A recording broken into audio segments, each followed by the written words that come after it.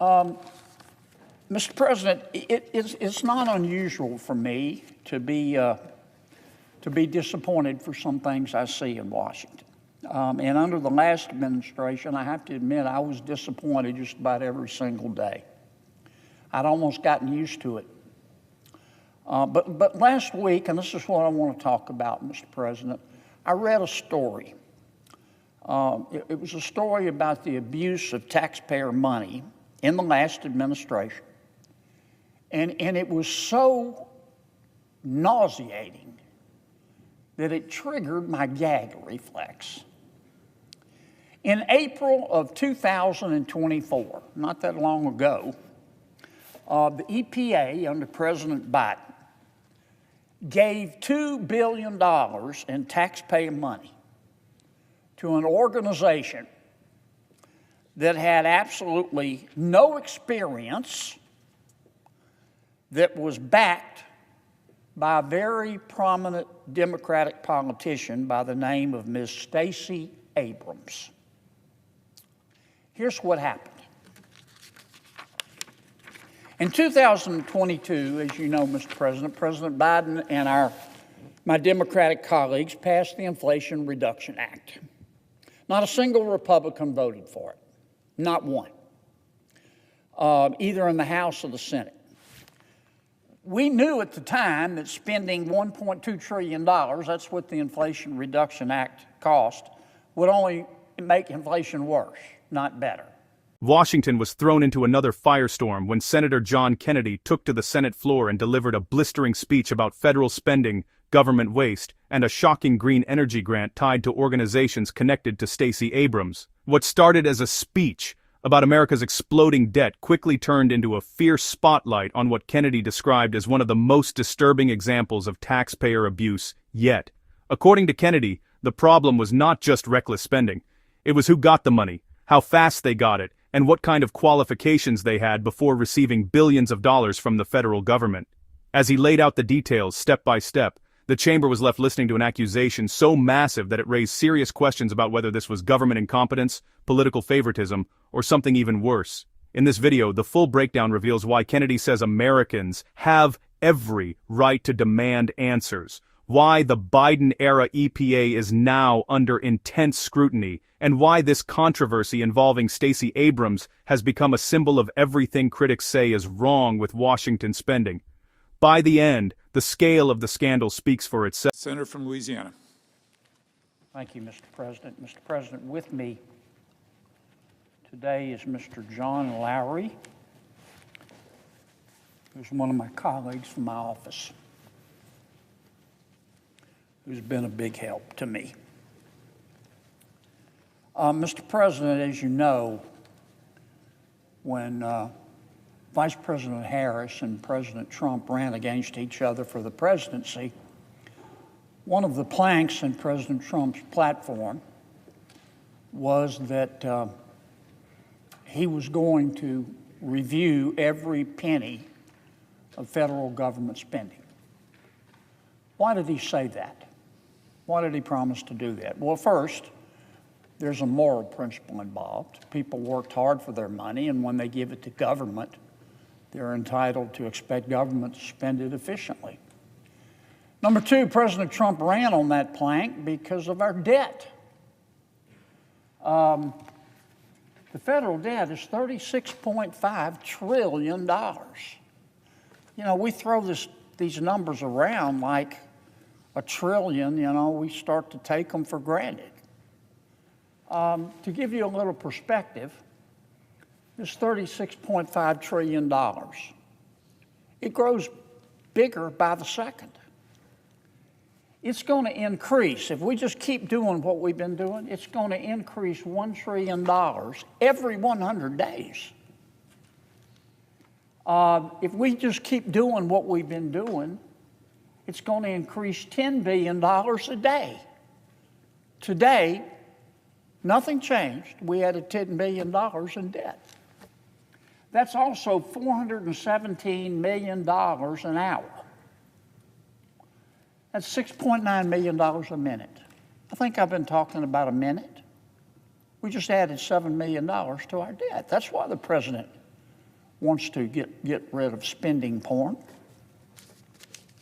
The reaction here in Washington, Mr. President, has been breathtaking. I understand Washington is not exactly a slice of America. I get that. I understand that Washington is not normal. Normal in Washington, D.C. is a setting on the dryer. So I get all that. We're different in Washington. But the pushback to President Trump's effort through Mr. Musk and his team to reduce spending has just been extraordinary. I mean, people are barking and yelping and shrieking about it. They sound like the game room in a mental hospital. And I get that a lot of people don't like President Trump, and I get that many people don't like Mr. Musk, and I get that Mr. Musk is different. I kind of like that. I mean, I like different. You know, he's the sort of guy that would wear, I don't know, he'd wear Crocs to a wedding. I get that. I find it kind of refreshing. But nobody's ever called him a dummy. And he's found an incredible amount of waste and abuse of taxpayer money, what I call spending porn.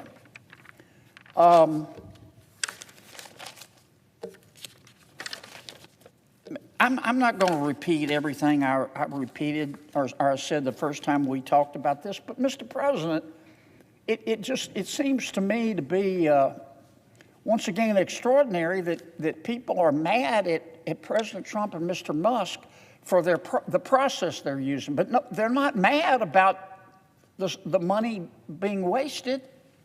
I mean, Mr. Musk, whether you like him or not, he's found, for example, $7.9 million we spent to teach Sri Lankan journalists to avoid binary gendered language. He's found money that was given to an NGO to empower the LGBT community in Armenia. He found $1.5 million that we spent to rebuild the Cuban media ecosystem. $2.1 million to the BBC to strengthen the media ecosystem in Libya. $8.3 million spent for equity and inclusion education in Nepal. Does no one care about how the money was actually abused and wasted? Mr. President, it's not unusual for me to be disappointed for some things I see in Washington. And under the last administration, I have to admit, I was disappointed just about every single day. I'd almost gotten used to it. But last week, and this is what I want to talk about, Mr. President, I read a story. It was a story about the abuse of taxpayer money in the last administration. And it was so nauseating that it triggered my gag reflex. In April of 2024, not that long ago, the EPA under President Biden gave $2 billion in taxpayer money to an organization that had absolutely no experience, that was backed by a very prominent Democratic politician by the name of Ms. Stacey Abrams. Here's what happened. In 2022, as you know, Mr. President, President Biden and my Democratic colleagues passed the Inflation Reduction Act. Not a single Republican voted for it, not one, either in the House or the Senate. We knew at the time that spending $1.2 trillion, that's what the Inflation Reduction Act cost, would only make inflation worse, not better. And even President Biden eventually admitted that the Inflation Reduction Act did absolutely nothing to raise prices. Even President Biden, at the end of his term, admitted that. So where did all the Inflation Reduction Act money go? Fair question for taxpayers to ask. I mean, there's nothing wrong with wanting to know what they do with our money. Let me say that again. There's nothing wrong with wanting to know what they do with our money. So where did all the Inflation Reduction Act, this $1.2 trillion, go? Well, President Trump and DOGE, the group appointed by President Trump, and the EPA under new leadership, under Mr. Lee Zeldin, have begun to follow some of that money. Now, this is where Ms. Stacey Abrams, comes in. I think it's fair to say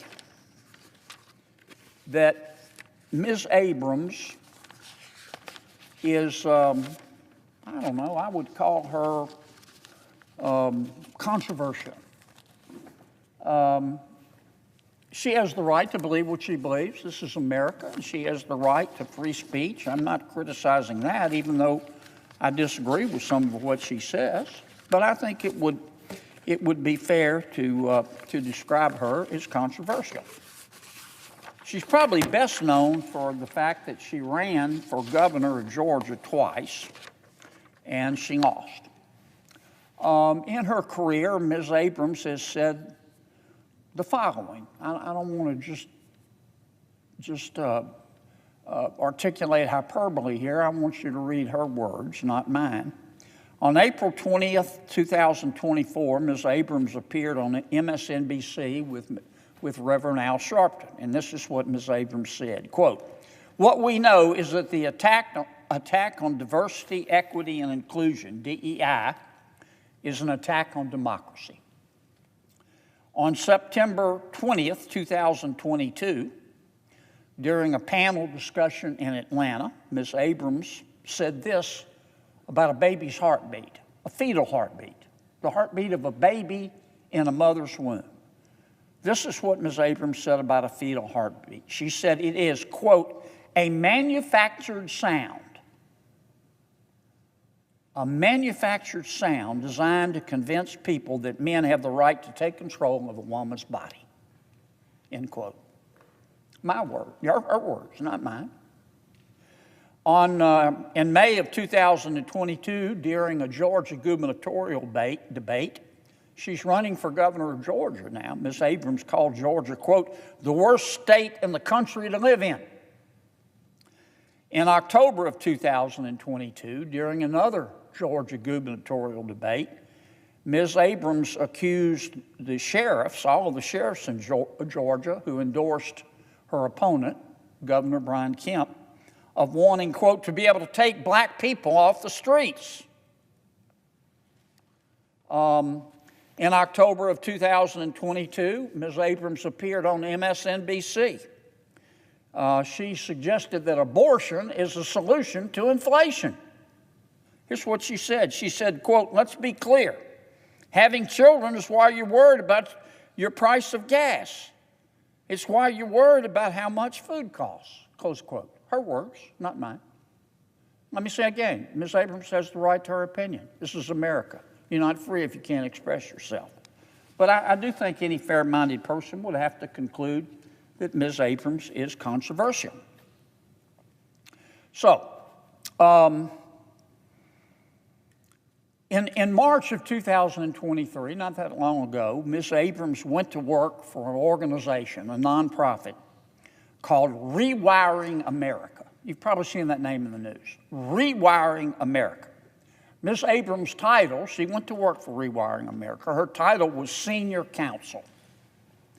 She was paid for her work for Rewiring America. We don't know how much, though there'll probably be an investigation to find out.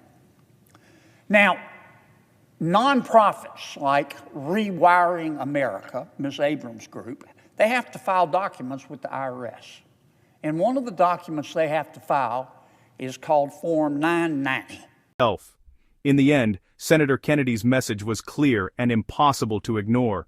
He stood on the Senate floor and said what many Americans have been thinking for years. The taxpayers deserve to know where their hard-earned money is going. While others in Washington may try to brush these questions aside, Kennedy insisted that accountability is not optional when billions of dollars are involved. His argument was not about partisanship, it was about responsibility to the people who fund the government every single day. When the national debt is soaring and families are struggling with rising costs, every dollar wasted becomes a direct insult to hardworking citizens. Kennedy reminded the country that asking questions about spending is not extreme, it is the very essence of oversight. Instead of attacking those who uncover questionable decisions, he believes the focus should be on fixing the system that allowed them to happen in the first place. His willingness to challenge powerful institutions shows why debates like this are vital in a democracy. By laying out the facts, the timelines, and the numbers, Kennedy forced Washington to confront uncomfortable realities. Many Americans see that kind of blunt honesty as exactly what the Capitol has been missing for years. Whether people agree with every point or not, the demand for transparency is something nearly everyone can support. And if Kennedy's speech accomplishes anything, it will be reminding the nation that protecting taxpayer money must always come before protecting political reputations.